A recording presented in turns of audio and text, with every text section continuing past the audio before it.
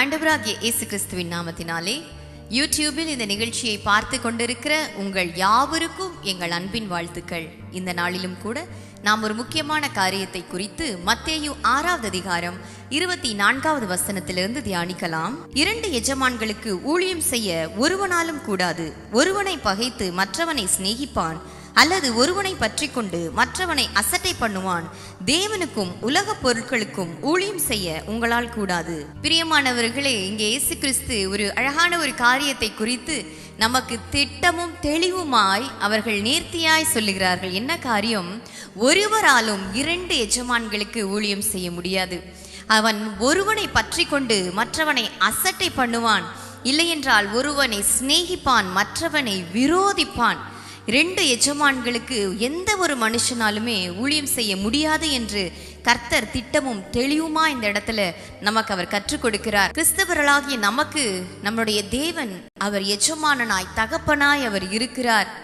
நாம் என்ன செய்ய வேண்டும்? தேவனையே பற்றி கொண்டு அவரையே நோக்கி ஓட வேண்டும் என்று தேவன் விரும்புகிறார். பேதுரு அப்படித்தான் கடலில் நடந்து போகும் பொழுது இயேசுவையே அவர் பார்த்து கொண்டு போனார். அவருடைய கண்கள் எல்லாம் இயேசுவின் மீதே பதிக்கப்பட்டிருந்தது. ஆனால் சில நிமிடங்களுக்கு அவர் இந்த உலகத்தை, காற்றையும் கடலையும் அவர் பார்த்த பொழுது பயம் அவரை பிடித்து கொண்டது. உடனே அவர் அமிழ்ந்து போகிறத நம்ம பார்க்கிறோம். பிரியமானவர்களை, அப்படித்தான் நமக்கு எப்பொழுதும் நம்முடைய தேவன் எஜமானனாய், தகப்பனாய், ஒரு சிநேகிதனாய் நம்முடைய கரங்களை பிடித்து நடத்தக்கூடியவராய் அவர் இருக்கிறார். அநேக வீட்டில் இப்படி எழுதியிருக்கும், இயேசு கிறிஸ்து இந்த வீட்டின் அவர் தலைவராய் இருக்கிறார். நம்முடைய தலைவர் அவர் தேவனாய் இருக்கிறார். அவர் அப்படி இருக்கிறனால நம்ம எப்பொழுதும் அவர் நமக்கு முன்பாக நடந்து போய் நம்முடைய கரத்தை பிடித்து நம்மை அழைத்து கொண்டு செல்லுகிறவராக இருக்கிறார். தேவன் என்ன விரும்புகிறார்? நானே எப்பொழுதும் உன்னுடைய எஜமானனாய், தகப்பனாய், இந்த வீட்டின் தலைவராய் இருக்க விரும்புகிறேன் என்று தான் அவர் விரும்புகிறார். அதனால தான் தன்னுடைய பிள்ளைகளுக்கு அவர் கற்றுக் கொடுக்கிறார். 2 எஜமான்களுக்கு உன்னாலே ஊழியம் செய்ய முடியாது. 2 எஜமான்கள் என்றால் என்ன? இந்த உலகம், இந்த உலகத்தில் உள்ளவைகள், இந்த உலகத்தை ஆண்டு கொண்டிருக்கக்கூடிய அந்த பிசாசு, அவன் இந்த உலகத்துக்கு எஜமானனாய் இருக்கிறான். நம்முடைய தேவன் நமக்கும் ஆவிக்குரிய காரியங்களுக்கும் அவர் எஜமானனாய் இருக்கிறார். நாம் அந்த உலகத்துல தான் இருக்கிறோம்.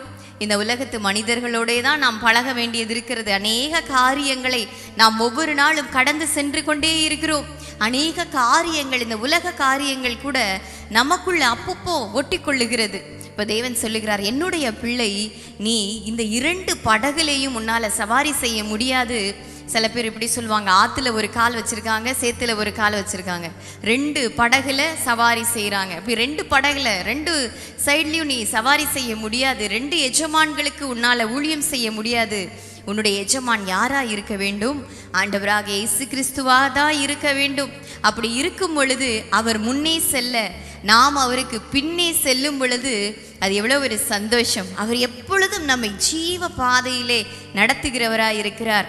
என்னுடைய திருமணத்திற்கு முன்பாக ஒரு நல்ல ஒரு கம்பெனியிலே வேலை செய்து கொண்டிருக்கும் பொழுது தேவன் என்னை ஊழியத்துக்கு அழைத்தார். தேவன் சொன்னார், நீ என்னுடைய ஊழியத்துக்கு வர வேண்டும்.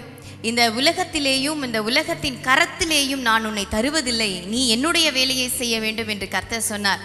நீ என்னுடைய வேலையை செய்ய வேண்டும், இந்த உலக வேலையை நீ செய்யக்கூடாது. நீ என்னுடைய ஊழியத்திற்காக நீ வர வேண்டும் என்று கர்த்தர் அழைத்தார். பிரியமானவர்களே, அவருடைய வேலையை நாம் செய்ய தேவனுடைய ஒவ்வொரு பிள்ளைகளும் அழைக்கப்பட்டிருக்கிறோம். ஒவ்வொருவர் மேலும் தேவனுடைய சுவிசேஷத்தை அறிவிப்பது ஒவ்வொருவரின் தலைமையில் விழுந்த கடமையா இருக்கிறது என்று வேதம் சொல்லுகிறது. அப்போ 2 எஜமான்களுக்கு நம்மால் ஊழியம் செய்ய முடியாது. வேதத்திலேயும் ஒரு சில மனிதர்களை நம்ம பார்க்கலாம். இப்படி தேவனை எஜமானனாய் கொண்டிருந்த மனிதர்கள், ஆனால் சற்று விலகி போன மனிதர்கள் எப்படி என்று நாம் வேதத்தில் இருக்கக்கூடிய எல்லாரையும் இப்படி 2 விதமாய் நாம் பிரிக்க முடியும். உலகத்திற்கு ஊழியம் செய்த மனிதர்கள், தேவனுக்கு ஊழியம் செய்த மனிதர்கள். இன்றைக்கு நம்ம பார்க்கிறோம், அநேக மனிதர்கள் உலகத்துக்கும் ஊழியம் செய்கிறார்கள், தேவனுக்கும் ஊழியம் செய்கிறார்கள். இப்படி 2 விதமாய் ஊழியம் செய்யக்கூடிய ஜனங்கள் வேதத்திலேயும் அவர்கள் இருந்தார்கள். 2 தீமோத்தேயு 4வது அதிகாரம் 9வது வசனத்திலே அப்போஸ்தலனாகிய பவுல் ஒரு மனிதரை குறித்து சொல்லுகிறார். இவர் யாரு? இவர் அவர்களோடு கூட ஒரு உடன் வேலையாளாய் இருந்த ஒரு மனுஷன், தேவனுடைய சுவிசேஷத்தை அறிந்த ஒரு மனிதன், தேவனுடைய அன்பை நம்மை போல ருசி பார்த்த ஒரு மனுஷன், கர்த்தருடைய அற்புதங்களை கேட்டும் கண்டும் இருந்த மனுஷன். இவன் என்ன செய்தான்? 2 தீமோத்தேயு 4வது அதிகாரம் 9வது வசனம் இப்படியாய் சொல்லுகிறது, நீ சீக்கிரமா என்னிடத்தில் வரும்படி ஜாக்கிரதைப்படு. ஏனென்றால் தேமா இப்பிரபஞ்சத்தில் மேல் ஆசை வைத்து என்னை விட்டு பிரிந்து தெசலோனிக்கே பட்டணத்துக்கு போய்விட்டான். கிரெஸ்கே கலாத்தியா நாட்டிற்கும் தீத்து தல்மாத்தியா நாட்டிற்கும் போய்விட்டார்கள். அப்போஸ்தலனாகிய பவுல் சொல்லுகிறார், இந்த தேமா இப்பிரபஞ்சத்தின் மேல் ஆசை வைத்து என்னை விட்டு அவன் பிரிந்து போய்விட்டான். பிலோமோனின் புஸ்தகம் 24வது வசனம் இப்படியாய் சொல்லுகிறது, என் உடன் வேலையாட்களாகிய மார்க்குவுக்கும் அரிஸ்தருக்கும் தேமாவுக்கும் என்று பவுல் அங்கே அழகாய் சொல்லுகிறார். இப்ப தேமா யாராக இருந்தார் என்றால், இவர்களோடு கூட இருக்கக்கூடிய ஒரு உடன் வேலையாளாய் அவர் இருந்தார். தேவனுடைய ஊழியத்தை செய்யக்கூடிய ஒரு மனுஷனாய் இருந்தார். பவுலுக்கு மிகவும் உதவியாய் இருந்தார். பவுலுக்கு தேவனுடைய ஊழியத்தை செய்ய எல்லா காரியத்திலேயும் இந்த மனுஷன் மிகவும் உதவியா இருந்தார். இவன் ஒரு உடன் வேலையாள், தேவனுக்காக ஊழியம் செய்யக்கூடிய ஒரு பிள்ளை பாருங்க. ஆனா இப்படிப்பட்ட தேமாவுக்குள்ள என்ன வந்தது? இப்பிரபஞ்சத்தின் மேல் ஆசை வந்தது. இந்த பிரபஞ்சத்தின் மேல் ஆசை வைத்து அவன் என்ன செய்தானாம்? இப்படி ஊழியம் செய்கிற பிள்ளைகளை விட்டு அவன் பிரிந்து போய் விட்டான் என்று பவுல் சொல்லுகிறார். இது எவ்வளோ ஒரு பயங்கரமான காரியம். இப்பிரபஞ்சத்தின் மேல் ஆசை வரும் பொழுது என்ன நடக்கிறது? ஊழியத்தை விட்டு பிள்ளைகள் பிரிந்து போகிறார்கள். கர்த்தருக்கு ஊழியம் செய்வதை அற்பமாய் நினைக்கிறார்கள். ஏன் அப்படி அற்பமாய் அசட்டையாய் நினைக்கிறார்கள்? 2 எஜமான்களுக்கு ஒரு மனுஷனாலும் ஊழியம் செய்ய முடியாது. அவன் ஒருவனை நேசித்து மற்றவனை பகைப்பான். வேதம் எவ்வளவு அழகா சொல்லுது பாருங்க. அவன் ஒருவனை கனம் பண்ணுவான், மற்றவனை அசட்டை பண்ணுவான். தேவாமும் இப்படித்தான் உலகத்தின் பிரபஞ்சத்தின் மேல ஆசை வைத்து இந்த உலகம் காட்டுகிற ஆசாபாசங்களை நம்பி இது மாயை என்று அவன் உணர்ந்து கொள்ளாமல் இந்த உலகத்தால் ஈர்க்கப்பட்டு அவன் வழி விலகி போனான். அவன் ஒரே நாளில் வழி விலகி போயிருப்பாரா? நிச்சயமா ஒரே நாளில் போயிருக்க மாட்டார். என்ன நடந்திருக்கும்? கொஞ்சம் கொஞ்சமாய் சத்துரு அவனுடைய விதைகளை எல்லாம் இந்த தேமாவுக்குள்ளாக அவன் விதைத்திருப்பான். இன்றைக்கும் கூட நீங்க பார்க்கலாம், நம்முடைய பிள்ளைகளோடு ஏன் நம்மோடு கூட அநேக நபர்கள் வந்து ஃப்ரெண்ட்ஸா பேசுவாங்க. நிறைய பேரை நம்ம பார்க்கிறோம். இந்த உலக மனிதர்கள் எல்லாம் என்ன சொல்லுவாங்க? அவங்க வீட்டில் நடந்த காரியங்களை சொல்லுவாங்க, அவங்களுடைய ஆஃபீஸில் நடந்த காரியங்களை சொல்லுவாங்க, இல்லை என்றால் அவர்களுடைய நண்பர்களின் வாழ்க்கையில் நடந்த காரியங்களை எல்லாம் சொல்லுவாங்க. இப்படி ஒவ்வொன்றா அவங்க சொல்லும் பொழுது என்ன நடக்கும்? அந்த காரியங்கள் கொஞ்சம் கொஞ்சமாய் நமக்குள்ளாகவும் செல்லுகிறது. இந்த உலக வேலையெல்லாம் செய்யும் பொழுது எவ்வளவு நல்லா இருக்கலாம்.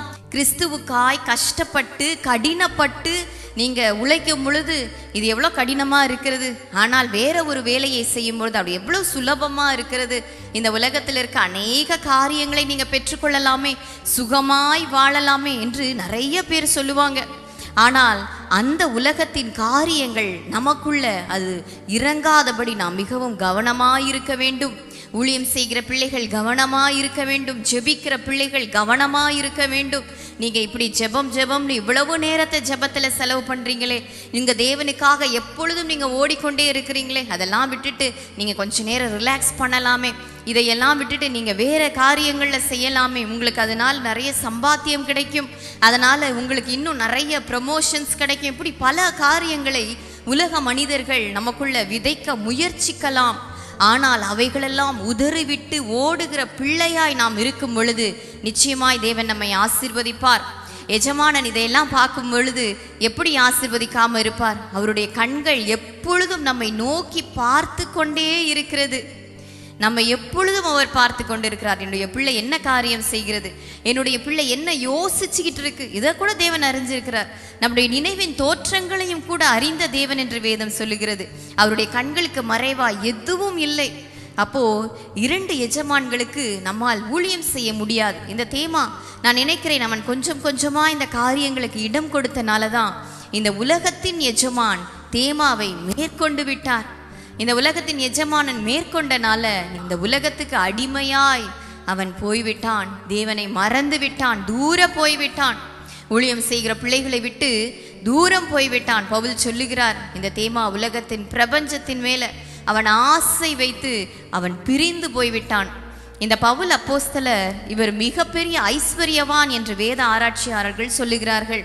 மிகப்பெரிய ஐஸ்வர்யவான். ஆனால் அவைகள் எல்லாம் கிறிஸ்துவுக்காக நான் குப்பை என்று எண்ணுகிறேன் என்று அவர் சொல்லுகிறார். பாருங்க, கிறிஸ்துவுக்காக எல்லாவற்றையும் குப்பை என்று எண்ணி அதில் எல்லாம் உதறிவிட்டு வந்த பவுல் ஒரு பக்கத்தில் தேவன் பார்க்கிறார், மற்றொரு பக்கத்தில் எனக்கு இந்த உலகம்தான் வேண்டும் என்று இவர்களையெல்லாம் விட்டு பிரிந்து, தேவனுடைய ஊழியத்தை விட்டு பிரிந்து ஓடின அந்த தேமாவையும் கர்த்தர் பார்க்கிறார். அப்போ 2 எஜமான்களுக்கு நம்மால் ஊழியம் செய்ய முடியாது. அதனால எப்பொழுதும் தேவனே நம்முடைய எஜமானாய் நாம் வைத்து கொள்ளும் பொழுது ஆசீர்வாதமான வாழ்க்கையை கர்த்தர் நமக்கு தருவார். இந்த தேமா முக்கியமான நபர்களோடு கூட சேர்ந்து ஊழியம் செய்த ஒரு மனிதன் என்று பிலோமோன் 1 அதிகாரம் 24 வசனத்தை நம்ம பார்த்தோம். இப்படி தேமா தன்னுடைய வாழ்க்கையும் தொடர்ந்து அவர் ஓடி இருந்தால் தேவன் நிச்சயமா இந்த தேமாவை கொண்டும் அவருடைய வாழ்க்கையில ஒரு பெரிய அற்புதத்தை அவர் செய்திருப்பார். அநேக ஜனங்களை கிறிஸ்துவுக்காக ஆதாயம் பண்ண இந்த தேமாவால் உதவி இருக்க முடியும். பிரியமானவர்களே, உங்களுடைய வாழ்க்கையிலும் கர்த்தர் ஒரு பெரிய நோக்கத்தை வச்சிருக்கிறார், ஒரு பெரிய திட்டத்தை வச்சிருக்கிறார். உங்களுடைய கண்கள் திறக்கப்பட்டு நீங்க அவைகளை பார்த்தீர்களானால் அது மிகவும் நலமாயிருக்கும். எலிசா ஜெபித்த போது தேவன் கேயாசினோட கண்களை திறந்தார். இந்த கேயாசி கண்கள் திறக்கப்பட்டு அவன் என்ன பார்த்தான்? அங்கே அக்கினிமயமான குதிரைகள், அக்கினிமயமான ரதங்களை அவன் பார்த்தான். பிரியமானவர்களே, அப்படி பார்த்தும் கூட இந்த கேயாசி என்ன செய்தான்? அவன் பணத்துக்கு பின்பாக ஓடினான். குஷ்டரோகியாய் வந்து சுகமான நாகமானின் பின்பாக அவன் ஓடினான். ஆனால் அவனுக்கு கிடைச்சது என்ன? நாகமானின் குஷ்டரோகம் இந்த கேயாசியை பிடித்தது. இப்படித்தான் பிரியமானவர்களே, இந்த உலகத்தின் மேல ஆசை வைக்கும் பொழுது இந்த உலகம் ஆசீர்வாதத்தை தரும் என்று நினைக்கலாம். ஆனால் இந்த உலகம் ஒரு நாளும் ஆசீர்வாதத்தை தராது. பிசாசானவன் அவன் கொல்லவும் திருடவும் அழிக்கவுமே வருகிறான். ஆனால் ஜீவனை தரவும் பரிபூர்ணப்படவும் இயேசு கிறிஸ்து வந்தார். இயேசு கிறிஸ்துவை பற்றி கொள்ளும் பொழுது நிச்சயமாக உங்க வாழ்க்கை ஆசீர்வாதமாக இருக்கும். கேயாசி தேவனுடைய ஊழியத்துக்காக அழைக்கப்பட்ட ஒரு மனுஷன், தேவனை தன்னுடைய எஜமானனாய் கொண்ட ஒரு மனுஷன். ஆனா அவன் என்ன செய்தான்? தன்னுடைய எஜமானனை ஏமாற்றினான். எலிசா கேட்கிறார், நீ எங்கிருந்து வருகிறாய்? இந்த கேயாசி என்ன சொன்னான்? நான் இங்கே தான் இருக்கிறேன் என் ஆண்டவனே, நான் எங்கேயும் போகவில்லை. முதல்ல வந்துருச்சு, பொய் உள்ள வந்துருச்சு, பண ஆசை உள்ள வந்துருச்சு. அப்போ அவனுடைய எஜமானனும் அங்கே உள்ளே வந்து விட்டார். இப்போ எப்படி தேவனுக்கு ஊழியம் செய்ய முடியும்? அவன் முற்றிலும் பிசாசுக்கு தன்னை விற்று போட்டானே, பிசாசுக்கு அடிமையாகி விட்டானே. இப்போ அவனுடைய எஜமானன் யார்? பிசாசு அவனுடைய எஜமானன், தேவன் அவனுடைய எஜமானன் அல்ல. எந்த ஒரு மனுஷன் பொய்யையும் பண ஆசையும் மற்ற இந்த உலகத்தின் பிரபஞ்சத்தின் மேல கொண்ட ஆசையும் நிறைந்து இருக்கிறானோ அவன் தேவனுக்கு எப்படி ஊழியம் செய்ய முடியும்? அவனுடைய எஜமானன் எப்படி தேவனாய் இருக்க முடியும்? பாருங்க, தேவன் சொல்லுகிறார், இப்படிப்பட்ட ஒரு மனுஷன் தேவனை எஜமானனாய் கொண்டவன் அல்ல. 2 எஜமானனுக்கு ஊழியம் செய்ய முடியாது. இந்த கேயாசி நினைத்தான் 2 எஜமான்களுக்கு ஊழியம் செய்யலாம். எலிசாவுக்கு தெரியாது, நாம போய் அவருக்கு தெரியாம அந்த பணத்தை எல்லாம் வாங்கி கொண்டு வந்து விடலாம் என்று. ஆனால் இல்லை. அதனால அவனுக்கு கிடைத்தது குஷ்டரோகம் தான். அது எவ்வளோ ஒரு கொடுமையான ஒரு காரியம் பாருங்க. தேவனுடைய மனுஷனோடு கூட இருந்த இந்த மனுஷனுக்கு வந்த முடிவு, அவன் ஒரு குஷ்டரோகி. தேவன் அவனுடைய எஜமானனாய் தன்னுடைய வாழ்வின் முடிவு வரைக்கும் இருந்திருந்தாரே, ஆனால் அவனுடைய வாழ்க்கை எவ்வளவு ஆசீர்வாதமாக இருந்திருக்கும். இந்த எலிசாவுக்கு பின்பாக இந்த கேயாசி அவரை காட்டிலும் பல மடங்கு அற்புதங்களை, அடையாளங்களை, தேவனுக்காக அநேக ஊழியங்களை செய்திருக்கலாமே. ஆனால் இந்த கேயாசியோ அதை விட்டு விட்டான். எப்பொழுதும் தேவனை எஜமானனாய் கொண்டிருக்கிற பிள்ளைகள் அங்கேயும் இங்கேயும் உலகத்தையும் மற்ற காரியங்களையும் அந்த சிற்றின்பங்களாலும் ஒரு நாளும் கவரப்பட்டு விடக்கூடாது, ஒரு நாளும் இழுக்கப்பட்டு விடக்கூடாது. இன்றைக்கும் கூட நீங்க பார்க்கலாம், இந்த காலத்து பிள்ளைகளுடைய கைகளிலே ஒவ்வொருத்தரோட கைகளிலும் ஒரு செல்போன் இருக்கிறத பார்க்கலாம். அந்த செல்போன்ல அநேக கேம்ஸ் இருக்கிறத பார்க்கலாம். இந்த அநேக கேம்ஸ் என்ன செய்யுது? பல கேம்ஸ் அவர்களை நேரத்தை திருடுகிறது, அவங்கள டிஸ்ட்ராக்ட் பண்ணுகிறது. கர்த்தரோடு கூட அவங்க வாழ்க்கையை செலவிட அந்த நேரத்தை அது கொடுப்பதே இல்லை. இன்னும் ஃபேஸ்புக், இன்னும் அநேக சோஷியல் மீடியாஸ் இருக்கிறனால நிறைய பேர் சொல்லுவாங்க, எங்களுக்கு டைமே இருக்கிறது இல்லை, எங்களுக்கு ஜெபிக்க நேரம் இருக்கிறது இல்லை, வேதம் வாசிக்க நேரம் இருக்கிறது இல்லை. ஏன் நேரம் இருக்கிறது இல்லை? ஏனென்றால் இந்த செல்போன், இந்த சோஷியல் மீடியாஸ், இந்த கேம்ஸ் இதெல்லாம் அவங்களுடைய நேரத்தை திருடுகிறது. அப்போ யார் அவர்களுடைய எஜமானா இருக்கிறார்? இந்த காரியங்கள் தான் அவங்களுக்கு எஜமானனா இருக்கிறது. இந்த காரியத்துல எல்லாம் ஈடுபடும் பொழுது அவர்கள் அதற்கு அடிமைகள் ஆகிறார்கள். அவங்க அடிமை ஆகிறனால இந்த எஜமான் என்ன சொல்லுகிறதோ அதை தாய் இவங்க கேட்க வேண்டும். ஒரு நாள் ஒரு தாயார் தன்னுடைய மகனுக்காக ஜெபிக்கும்படி என்னிடத்திலே சொன்னார்கள். அப்பொழுது அந்த மகனுக்காக நான் மிகவும் உருக்கமாக ஜெபித்தேன். அப்போ ஒரு காட்சியை தேவன் பார்க்கும்படியா என் கண்களை திறந்தார். அப்போ நான் பார்த்தேன், அந்த மகனை சுற்றிலும் ஒரு மலை பாம்பு அவனை இறுக பிடித்திருக்கிறது. அப்படியே அவனை சுற்றி இருக்கிறது, இறுக கட்டி வைத்திருக்கிறது. அந்த மகனால் அசைய முடியாதபடி அது அவனை அப்படியே கட்டி வைத்திருக்கிறது. இது என்ன பாவம்? அடிமைத்தனத்தின் பாவம். அடிமைத்தனத்தின் பாவத்தில் விழுந்த அந்த மகனை இப்பொழுது அது அடிமையாக்கி வைத்திருக்கிறது. இப்பொழுது அவனுடைய எஜமான் யார்? எதற்காக அவன் அடிமையானானோ அது அவனுக்கு எஜமானனாய் இருக்கிறது. இனி அது என்ன சொல்லுமோ அதைத்தான் இவன் கேட்க வேண்டும். இவனால் அதிலிருந்து மீண்டு வர முடியாது. அப்படி இது அவனை கட்டி வைத்திருக்கிறது. இயேசு கிறிஸ்து ஒருவரே விடுதலை கொடுக்க முடியும். இயேசு கிறிஸ்து ஒருவரே உன்னை விடுவிக்க முடியும். பிரியமானவர்களே, ஒருவேளை இப்படிப்பட்ட அடிமைத்தன பாவத்தில் யாராவது மாட்டி இருப்பார்களே ஆனால், ஒருவேளை நீங்க சிக்குண்டு இருப்பீர்களே ஆனால், இன்றைய தேவனிடத்தில் ஒப்புக்கொடுங்கள். பெரிய பாவங்கள், பெரிய ரகசிய பாவங்கள் தான் அடிமைத்தனம் என்று அல்ல. நீங்கள் உங்கள் வச்சிருக்கிற சோஷியல் மீடியாஸில் நீங்கள் செலவு செய்யக்கூடிய நேரம் உங்கள் ஜெப நேரத்தை விட மிகவும் அதிகமாக இருக்கிறதா? அதுவே ஒரு அடிமைத்தனம் தான். அப்போ உங்கள் எஜமான் யாராக இருக்கிறார்கள்? தேவன் உங்கள் எஜமானனாக இருந்தாரே ஆனால் நீங்கள் எப்பொழுதும் உங்கள் எஜமானுடைய சத்தத்தை கேட்கிற பிள்ளைகளாக இருப்பீர்கள். அவர் காட்டுகிற வழியிலே நடக்கிற பிள்ளைகளாக இருப்பீர்கள். யோவான் 8:29 இயேசு கிறிஸ்து இப்படியாய் சொல்லுகிறார், நானும் பிதாவும் எப்பொழுதும் ஒன்றாய் இருக்கிறோம். நான் எப்பொழுதும் அவருடைய சித்தத்தை செய்கிறபடியினாலே அவர் என்னை எப்பொழுதும் தனிமையாக இருக்க விடுவதே இல்லை. நான் எப்பொழுதும் என்னுடைய பிதாவினுடைய சித்தத்தை செய்கிறேன். நான் எப்பொழுதும் பிதாவோடு கூட இருக்கிறேன். அவருடைய சத்தத்தை கேட்கிறேன். பிரியமானவர்களே, ஆடு தன்னுடைய மெய்ப்பனுடைய சத்தத்தை அது அறிந்து கொள்ளும். இவர் என்னுடைய மெய்ப்பன். அநேக நேரத்தில் பிசாசும் கூட அவன் பல நபர்களோட பேசுகிறான். அப்போ நம்ம அறிந்து கொள்ள வேண்டும், இது என்னுடைய மெய்ப்பனின் சத்தம், இது வேறே ஒருவருடைய சத்தம். ஜெபிக்கிற பிள்ளைகள் மிகவும் கவனமாக இருக்க வேண்டும். இந்த தேமா உலகத்தாலும் உலகத்தின் சிற்றின்பங்களாலும் அவன் ஈர்க்கப்பட்டு போனது போல நாமும் இந்த உலகத்தினாலே ஒரு நாளும் ஈர்க்கப்பட்டு போய்விடவே கூடாது. இந்த கேயாசியை போல ஒரு நாளும் மாறி போகவே கூடாது. எப்பொழுதும் எஜமானுடைய சத்தத்தை கேட்டு நடக்கிற பிள்ளைகளை அவர் ஆசீர்வதிக்கிறவராய் இருக்கிறார். பவுல் அப்போஸ்தலன் சொல்லுகிறார், நான் விசுவாசிக்கிறவர் இன்னார் என்று அறிந்திருக்கிறேன். அவர் சொல்லுகிறார், எனக்கு தெரியும் என்னுடைய எஜமான் யார் என்று தெரியும். நான் விசுவாசிக்கிறவர் இன்னார் என்று அறிந்திருக்கிறேன். அப்படி தேவன் மேலே அவர் யார், அவர் எப்படி நடத்துவார், பின் நாட்களிலே நம்முடைய வாழ்க்கையை அவர் எப்படி மாற்றுவார் என்று அவருடைய திட்டத்தை அறிந்த பிள்ளைகள், எஜமானனை அறிந்த பிள்ளைகள் ஒரு நாளும் அவர்கள் இடறி விழவே மாட்டார்கள். உன்னுடைய அழைப்பையும் தெரிந்து கொள்ளையும் நீ அறிந்து கொண்டாயே ஆனால் ஒரு நாளும் இடறி விழ மாட்டாய் என்று வேதம் சொல்லுகிறது. பிரியமானவர்களே, நீங்கள் எதற்காக அழைக்கப்பட்டீர்கள் என்று அறிந்து கொள்ள வேண்டும். உங்கள் எஜமான் யார் என்று அறிந்து கொள்ள வேண்டும். அப்பொழுது நீங்கள் ஒரு நாளும் இடறிவிட மாட்டீர்கள். வேதத்தில் தேவன் ஒரு ஓமை இப்படியாய் சொல்லுகிறார். ஒரு மனுஷன் தன்னுடைய வேலைக்காரன் எல்லாரையும் கூப்பிட்டு 5 தாலந்து 2 தாலந்து 1 தாலந்து என்று ஒவ்வொருவருக்கும் அவர் பிரித்து கொடுத்தாராம். அவர் கொஞ்ச நாள் வெளி ஊர் சென்று தன்னுடைய வேலைகளெல்லாம் முடித்து அவர் திரும்ப வரும் பொழுது இந்த தாளந்தை வாங்கின நபர்களெல்லாம் கூப்பிட்டு அவர் கேட்கிறார். 5 தாலந்து வாங்கினவன் அதை 10ஆய் திரும்ப கொடுக்கிறான். 2 தாலந்து வாங்கினவன் 4ஆய் திரும்ப கொடுக்கிறான். ஆனால் அந்த 1 தாலந்து வாங்கின மனுஷனும் அவன் என்ன செய்தான், அவன் பூமிக்கு அடியிலே அதை புதைத்து வைத்தான். அவன் புதைத்து விட்டு அதுக்கு அழகான ஒரு காரணத்தை அவன் சொல்லுகிறான். மத்தேயு 25:24 இப்படியாய் சொல்லுகிறது, 1 தாலந்தை வாங்கினவன் வந்து, ஆண்டவனே, நீ விதைக்காத இடத்தில் அறுக்கிறவரும் தெளிக்காத இடத்தில் சேர்க்கிறவருமான கடினமுள்ள மனுஷன் என்று அறிவேன். ஆகையால் நான் பயந்து போய் உமது தாளந்தை நிலத்தில் புதைத்து வைத்தேன். இதோ உம்முடையதை வாங்கி கொள்ளும் என்றான். அந்த 1 தாலந்தை வாங்கின அந்த ஊழியக்காரன் அவன் சொல்லுகிற காரியம் என்ன, நீ விதைக்காத இடத்தில் அறுக்கிறவரும் தெளிக்காத இடத்தில் சேர்க்கிறவரும் கடினமுள்ள மனுஷன் என்று அறிவேன். இவர் எப்படி சொல்லுகிறார் பாருங்க, இந்த மனுஷன் கடினமுள்ள மனுஷன். இவன் விதைக்காத இடத்துல அறுக்கிற ஒரு மனுஷன், இது சாத்தியமா?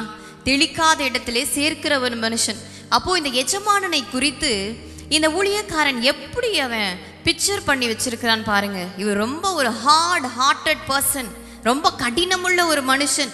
இவர் கொடுத்த அந்த தாளந்தை நான் சப்போஸ் இதை பிஸ்னஸில் போட்டு நான் இழந்து போவேனே ஆனால், இல்லை எங்கேயோ வைத்து அதை தொலைத்து விட்டேனே ஆனால், இந்த மனுஷன் நிச்சயம் என்னை கடினமாய் அவர் நடத்துவார். அதனால என்ன செய்யலாம், இதை மண்ணுக்குள்ளே போட்டு புதைத்து வைத்துலாம், அந்த ஒரு தாளந்தை நான் மறுபடியும் அவர் வரும்பொழுது எடுத்து கொடுத்து விடலாம் என்று சொல்லி இந்த மனுஷன் எஜமானனை குறித்து தவறாய் நினைத்ததுனால இப்படி ஒரு காரியத்தை அவர் செய்கிறார். பிரியமானவர்களே, நம்முடைய எஜமானனை குறித்து நாம் தெளிவாய் புரிந்து கொள்ள வேண்டும். அவர் அன்புள்ள தேவன், அவர் கிருபையுள்ள தேவன். அது மாத்திரமல்ல, நம்மிடத்தில் கொடுத்ததை அவர் நாம் பெருக்க வேண்டும் என்று விரும்புகிற தேவன். நீ வச்சிருக்கிறது அப்படியே வச்சிரு என்று சொல்லல. ஒருவன் பரிசுத்தமாய் இருந்தால் அவன் இன்னும் பரிசுத்தமாகட்டும். நீ ஊழியம் செய்து கொண்டிருந்தால் அதில் இன்னும் அதிகமாய் ஊழியம் செய். ஒருவேளை நீ வேலை செய்து கொண்டிருந்தால் உன்னுடைய வேலை ஸ்தலத்துல இன்னும் கவனமாய், இன்னும் நேர்த்தியாய், இன்னும் அழகாய் அதை எப்படி பெருக்கிக் கொள்ளலாம், எப்படி விருத்தி செய்யலாம் என்று நீ யோசித்து அதன்படி செயல்படு என்று சொல்லி அவர் ஞானத்தை கொடுக்கிற தேவன். இப்படித்தான் பெசலியேலுக்கு தேவன் யூகித்து செய்யும் ஞானத்தை கொடுத்தார். இப்படித்தான் தானியேலுக்கு 10 மடங்கு அதிகமான சாமர்த்தியமும் ஞானத்தையும் தேவன் கொடுத்தார். எவ்வளவு ஒரு நல்ல தேவன் பாருங்க. தேவனை குறித்து நாம் தவறாக புரிந்து வைத்துக் கொள்ளக்கூடாது. நம்முடைய எஜமானனை குறித்து நாம் சரியாக புரிந்து வைத்துக் கொள்ள வேண்டும். அப்பொழுது நாம் ரட்சிக்கப்படுவோம். இந்த கெட்ட குமாரன் தன்னுடைய தகப்பனை விட்டு அவன் போய் எல்லா பணத்தையும் செலவு செய்த பின்பாக அவனுக்கு உணவு கூட கிடைக்கவில்லை, பன்றிக்கு வைக்கும் தவிடு கூட கிடைக்கவில்லை. அந்த பஞ்சத்திலே அவன் வாடும் பொழுது அவன் என்ன நினைத்தான், நான் என் தகப்பனிடத்திலே திரும்ப செல்வேன், அவரிடத்துல நான் இப்படியாய் சொல்லுவேன், நான் பரத்துக்கு விரோதமாகவும் உமக்கு விரோதமாகவும் பாவம் செய்தேன், இனி உம்முடைய பிள்ளை என்று சொல்லுவதற்கு நான் தகுதி இல்லாதவன், என்னை உம்முடைய வேலைக்காரர்களிலே ஒருவனாய் என்னை ஏற்றுக்கொள்ளும். பாருங்க, அங்க அப்பா இந்த பிள்ளை எப்போ வருவான், என்னுடைய பிள்ளை இப்படி போனானே, அவனுக்கு என்ன ஆச்சோ, என்ன நடந்ததோ, உலகமறியாத பிள்ளையாச்சே, இவன் எப்படி பிழைப்பான், எப்படி சாப்பிடுவான் என்ற கவலையோடு துக்கத்தோடு ஒவ்வொரு நாளும் இந்த தகப்பன் அந்த பிள்ளைக்காக அவர் ஏங்கி காத்து கொண்டே இருந்தார். ஆனால் தான் வேதம் சொல்லுகிறது, அவன் தூரத்தில் வரும் பொழுதே இந்த தகப்பன் அவரை கண்டு கொண்டார். தூரத்தில் வரும்போதே என் பிள்ளை வருகிறான், அந்த பஞ்சத்தில் பட்டினியில் அவன் வரும்போது அவன் எப்படி வந்திருப்பான், அவனுடைய ட்ரெஸ்ஸு, அவனுடைய சரீரெல்லாம் எப்படி இருந்திருக்கும், மிகவும் அழுக்காய் கிழிந்த உடைகளாய். ஆனால் அப்படி வரும் பொழுது கூட தகப்பன் தன்னுடைய பிள்ளையை அவர் அறிந்து கொண்டார். என்னுடைய பிள்ளை தூரத்தில் வரும் பொழுதே அந்த பிள்ளையை கட்டி தழுவி அணைத்து, என்னுடைய பிள்ளைக்கு நல்ல வஸ்திரங்களை கொடுங்க, என்னுடைய மகன் மரித்தான் ஆனால் இப்பொழுதோ அவன் வந்திருக்கிறான் என்று சொல்லி சந்தோஷப்படுகிற ஒரு தகப்பனாய் அவர் இருந்தார். ஆனால் அந்த மகனுக்கோ அதை புரிந்து கொள்ள முடியவில்லை. நான் ஒரு வேலைக்காரர்களிலே ஒருவனாய் நான் இருப்பேன் என்று அவன் நினைத்தான். ஆனால் தந்தையினுடைய இருதயத்தை அவனால் சரியாக புரிந்து கொள்ள முடியவில்லை. பிரியமானவர்களே, இப்படித்தான் அநேக நேரத்தில் நம்முடைய தேவனை நாம் சரியாக புரிந்து கொள்ள முடியாதனால தான் பல நேரங்களிலே நாம் வேற காரியங்களை செய்து விடுகிறோம், தவறான காரியங்களை செய்து விடுகிறோம். இந்த இளைய குமாரன் தன்னுடைய தகப்பனுடைய உள்ளத்தை அவரால் புரிந்து கொள்ள முடியவில்லை. ஆனாலும் பிரியமானவர்களே, தகப்பன் அவனை சேர்த்து கொண்டார். நம்முடைய தேவனும் அப்படித்தான். ஒருவேளை நம்மளால் அவர் சரியா புரிந்து கொள்ள முடியவில்லை என்றாலும் அவரிடத்திலே நாம் திரும்ப வரும் பொழுது கர்த்தர் நம்மை சேர்த்து கொள்வார். திரும்ப வரும் பொழுது மறுபடியுமாய் தேவன் அந்த ஸ்தானத்தை நமக்கு கொடுப்பார். மறுபடியும் இழந்து போன காரியத்தை எல்லாம் தேவன் திரும்ப கொடுப்பார். ஒருவேளை ஏதோ ஒரு தவறு செய்து உங்களுடைய காரியங்களை எல்லாம் இழந்து விட்டீர்களா, கண்ணீரோடு தேவனுடைய சமூகத்தில் இன்றை சொல்லுங்கள், ஆண்டவரே, நான் இப்படிப்பட்ட ஒரு காரியத்தை செய்து விட்டேன், நான் உலகத்தின் மேல ஆசை வைத்து இந்த தேமாவை போல உம்மை விட்டு தூர போய்விட்டேன், உமக்கு நேரத்தை நான் கொடுக்கவில்லை, அதிகமாக நான் ஜெபிக்கவில்லை, உலக காரியங்களிலே என்னுடைய நேரத்தை செலவு செய்து விட்டேன், இனிமே நான் அப்படி இருக்க மாட்டேன், நீரே என்னுடைய தலைவராக இருப்பீர், உம்முடைய சத்தத்தை நான் கேட்பேன், அதிகமாய் நான் ஜெபிப்பேன், 2 எஜமான்களுக்கு இனி நான் ஊழியம் செய்வதில்லை, என்னுடைய எஜமான் எப்பொழுதும் நீராக தான் இருப்பீர். வேதத்திலே அனனியா சப்பிரா என்று ஒரு தம்பதியரை நாம் பார்க்கலாம். அப்போஸ்தலர் புஸ்தகத்திலே 5ஆம் அதிகாரத்தில் அவர்களை குறித்து அழகா எழுதியிருக்கிறது. அங்கே அவர்கள் என்ன செய்தார்கள், அவர்கள் ஒரு நிலத்தை விற்றார்கள்.